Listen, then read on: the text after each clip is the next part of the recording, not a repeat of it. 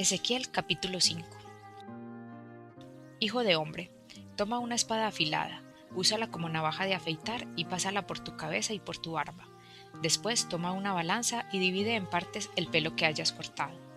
Una tercera parte la quemarás en medio de la ciudad, cuando se cumplan los días del asedio.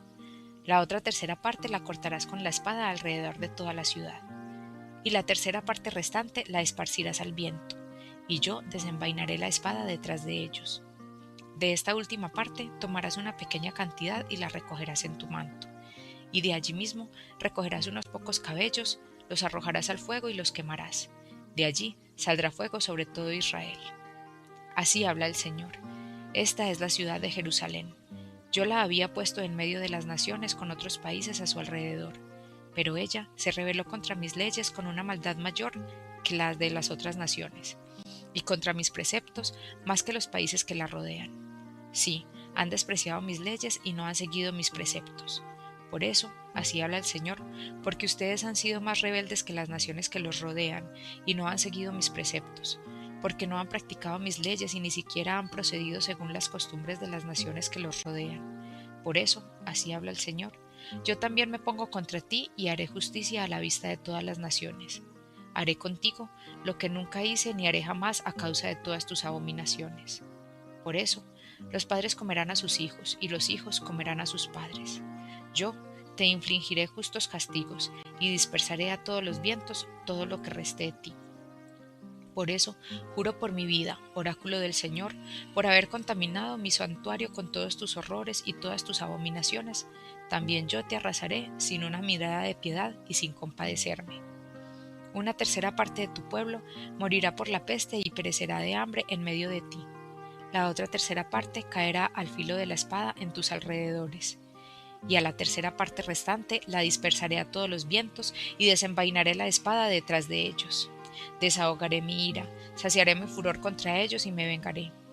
Y cuando haya desahogado mi furor contra ellos, sabrán que yo, el Señor, he hablado llevado por mis celos. Te convertiré en ruinas y en oprobio entre las naciones que te rodean, a los ojos de todos los que pasen. Serás oprobio y objeto de ultraje, escarmiento y motivo de horror para las naciones que te rodean.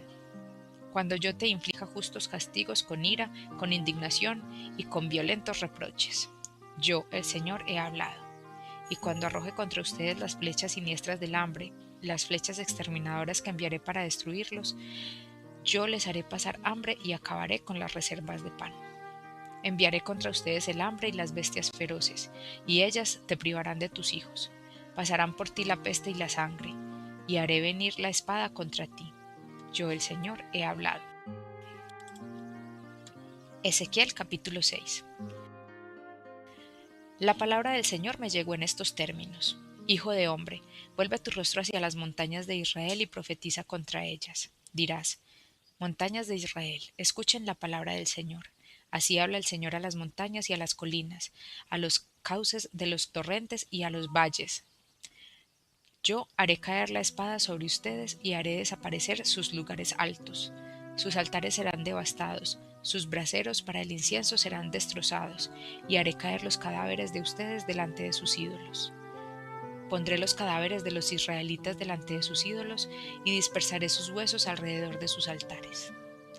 En todos los lugares donde ustedes habiten, las ciudades quedarán en ruinas y los lugares altos serán devastados. Así quedarán en ruinas y execrados sus altares, destrozados y arrasados sus ídolos, derribados sus braseros para el incienso y aniquiladas sus obras. Los cadáveres caerán en medio de ustedes y así sabrán que yo soy el Señor. Pero yo dejaré mi resto, y cuando los que se hayan librado de la espada estén en medio de las naciones, cuando ustedes sean dispersados entre los pueblos, los sobrevivientes se acordarán de mí en medio de las naciones donde hayan sido deportados. Yo desgarré su corazón prostituido que se apartó de mí y sus ojos que se prostituyeron detrás de sus ídolos. Sentirán horror de sí mismos por las maldades que cometieron con todas sus abominaciones. Y sabrán que yo, el Señor, no en vano los amenacé con estos males. Así habla el Señor. Aplaude, patalea y di, bien hecho, por todas las execrables abominaciones del pueblo de Israel que va a perecer por la espada, el hambre y la peste. El que está lejos morirá por la peste, el que está cerca caerá bajo la espada, y el que quede sitiado morirá de hambre.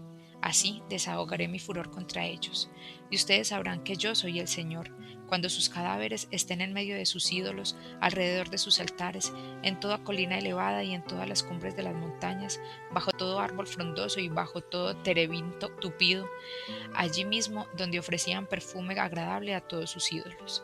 Extenderé mi mano contra ellos, haré del país una devastación y una desolación, desde el desierto hasta Riblá, en todos los lugares donde habitan, y ellos sabrán que yo soy el Señor.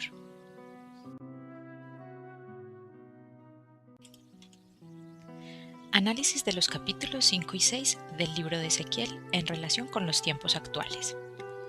Luego de analizar en grupo los capítulos 5 y 6 de Ezequiel, entendemos que en aquel momento las profecías se dirigían a Jerusalén y en general al pueblo de Israel.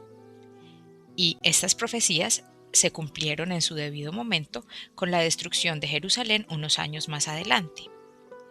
Sin embargo, de acuerdo a los demás libros proféticos de las Sagradas Escrituras, entre ellos el Apocalipsis, así como los mensajes revelados en las apariciones marianas y a los profetas de estos últimos tiempos, pronto deberemos pasar nuevamente por esta tribulación, ya que se ha perdido el respeto hacia los mandamientos de Dios.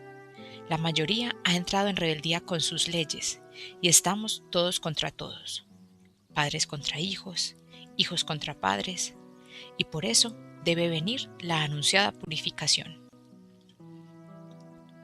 El simbolismo del pelo dividido en 3 partes. En estos capítulos, Dios pide a Ezequiel que corte su pelo en 3 partes iguales. Una tercera parte la quemaría en medio de la ciudad, simbolizando así que una tercera parte perecerá por la peste y hambre dentro de la misma ciudad. La segunda parte del cabello la cortaría con la espada alrededor de toda la ciudad, indicando que quienes estén cerca a la ciudad perecerán por el filo de la espada. Y la parte restante la debería esparcir al viento, y Dios mismo desenvainaría la espada detrás de ésta, simbolizando que la tercera parte de la ciudad será esparcida por muchos otros pueblos, pero que incluso allí los alcanzará la ira del Señor. Sin embargo, aún en medio de su ira, el Señor se acuerda de su resto fiel, y es así que le pide a Ezequiel tomar de esta última parte una pequeña cantidad para recogerla en su manto, es decir, para conservarla, y de allí saldrá el fuego que caerá sobre todo Israel, es decir, por amor a su resto fiel, encenderá todo lo que es contrario a la voluntad divina. También, a través de las palabras de Dios, toma una espada afilada, úsala como navaja de afeitar y pásala por tu cabeza. Podemos entender que con ello nos invita a usar el mismo filo con el que juzgamos a nuestros hermanos y con el que juzgamos situaciones externas a nosotros, para que de igual manera nos juzguemos nosotros mismos y pasemos este filo por nuestras cabezas que tan manchadas están por el pecado, por el exceso de información y tantos malos pensamientos. Seguidamente, el profeta Ezequiel relata lo que Dios hará con su pueblo rebelde, el castigo que merecerán. Esto lo hace Dios porque, a pesar de que la humanidad conoce su palabra, la mayoría se han rebelado y la ignoran. Pero la ignoran no porque no tengan acceso a ella, sino porque decididamente quieren ignorarla. Esta es una generación muy dura de corazón. No se deja conquistar por el Señor, puesto que el mundo nos ha capturado con tanto sensacionalismo. Hemos rechazado leyes eternas de amor y las hemos dejado a un lado, incluso malinterpretando sus palabras, siguiendo modos de pensamiento de hombres y mujeres que no están siendo iluminados bajo la luz del Espíritu Santo, sino del maligno. Y por desgracia, miles de almas caen ciegas. Actualmente, la sociedad vive una crisis de antivalores, pero no es más que el mismo pecado que se vuelve contra nosotros y nuestra misma desobediencia. Por ejemplo, El libro habla de que los padres comerán a sus hijos y los hijos a sus padres. Y en la actualidad puede verse que el aborto por un lado y la eutanasia y rebeldía de los hijos por otro lado son manifestaciones de esto que Dios ya nos advertía. Dios está muy enojado porque se cambiaron sus mandamientos y se ha profanado el templo, su templo, que es nuestro cuerpo, porque los mandatos de nuestro Señor se relativizaron. Cada uno actúa de acuerdo a lo que cree o le conviene. Las personas mienten y lo justifican. A la mayoría de la gente no le interesa saber nada de Dios. Pasan por la vida disfrutando de lo que tienen y no les interesa si hay o no hay una vida futura. Las parejas ahora rara vez se casan y si lo hacen casi siempre es por un vínculo civil y ante cualquier dificultad se separan. Los sacerdotes caen ante las trampas de Satanás y olvidan incluso lo más sagrado, que es el cuerpo de Cristo, y delegan la responsabilidad de entregarlo en personas no ungidas. Y estos antivalores son los que generación tras generación hemos venido compartiendo con nuestros hijos. Por esto, cada vez el ateísmo es mayor. Se han puesto además por delante de Dios a muchos otros dioses, como la vanidad, el poder y las comodidades. Y Dios, con su poder, tendrá que destruir estos ídolos que nos tienen prisioneros actualmente, para que finalmente reconozcamos que Él es el único y verdadero Dios. La humanidad se empeña en creer que por no pensar en las consecuencias de nuestros actos no las habrá, y no es así. Por todo ello vendrá el juicio de la mano de un ángel que empuñará la espada contra el mundo dividido en tres partes. Sin embargo, habrá un resto fiel que intenta cumplir sus mandamientos, que aunque cae se levanta, y es una pequeña parte de la Iglesia que trata de cumplir los preceptos del Señor y de resguardarlos. Dios es un Dios de amor, y por eso nos da tantas oportunidades como segundos tiene nuestra vida de volvernos a Él. Y a veces incluso acude a lo que llamamos mala suerte, como enfermedades, accidentes o catástrofes, para que así volvamos nuestro rostro hacia Él.